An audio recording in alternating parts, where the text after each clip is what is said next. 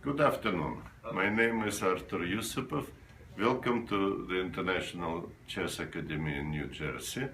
Today I wanted to show you some games I played against the great players, and I will start with a game I played against Magnus Carlsen, a current world champion, many years ago in Copenhagen. I played this game in 2003 in Political Cup in Denmark, in Copenhagen, and Magnus Carlsen at that time was an unknown player, very young, but I see already he had 2385 elo, so it is already a very good numbers, yeah, very good elo. Actually, I was surprised after the game that it took me so much time and so much energy to beat a young boy of 12 years old. I thought probably I should retire. If you can't win as a grandmaster, if you can't beat 12 years old boy, if you really need to put all your effort, all your best, then maybe you should stop playing chess. Later I realized that, of course, I had a formidable opponent. I saw a couple of his games during this Political Cup. It was incredible in tactics, and he developed his talent and quickly became a grandmaster and one of the strongest players in the world. Here I shouldn't probably tell you the whole chess career of Magnus Carlsen.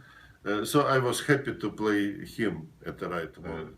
D4, I was white, I played D4, knight f6, knight s3, g6. So Magnus is ready to meet me in King's Indian defense or in Greenfield defense. And here he played the move d5, showing his intention to play a Greenfield defense. I decided to play a rare line and to get him out of theory. e3. A solid move, but it's of course not the most ambitious continuation for white. And now queen b3. So actually my intentions were working because Magnus I think he was familiar with the line, but he did not know the position in all details. So he chooses a solid system.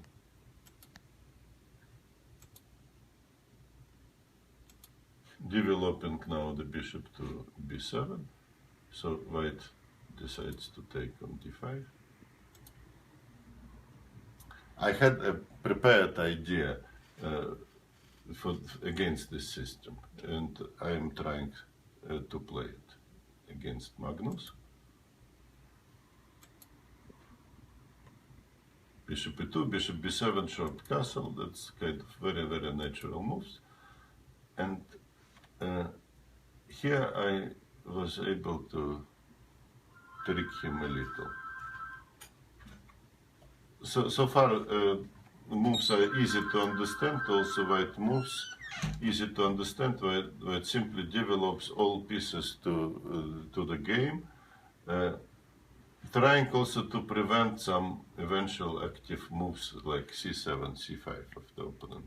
So Magnus decides that he play calm game, a4, trying to provoke some weaknesses on the queen side. Black has to play e5. White develops his rook, rook e8. And here it comes a strategical trick. Actually, white wants to fight for the center, but it is difficult to do. Black put the rook on a semi-open file, control c5, control c4 square. Somehow I understood what Magnus wants to do. I thought that maybe he will bring his bishop to d6 to activate all his forces. And exactly against this plan, is my next move. I play knight e1. So here I was managed. I managed to trick my young opponent. He did not realize the idea of black. He played now bishop f8. I will fight. Bishop f8, knight d3, bishop d6. So both sides are fulfilling the plan, but only here after the move f4, Carlsen realized that white tricked him. White knight would be able in the next moves to come to e5, and so white seizes the center, and that's the most important task in the middle game, to try to get a control over the center, and here white wins this battle in the center, getting a very good game. In this moment I was very positive. I thought I should win the game rather easily, but Magnus defends extremely well and puts a lot of problems for me. The big difficulties for black position that there are no constructive plan. Black has to more or less